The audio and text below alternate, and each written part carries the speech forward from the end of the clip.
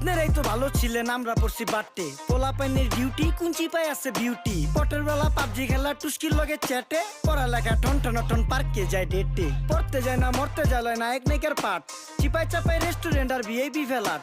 এই শহরে খেলাধুলার নায়িকা কোনো মাঠ। বাচ্চা লইয়া মসজিদ গেলে বুইরারা দেয় ঘাট।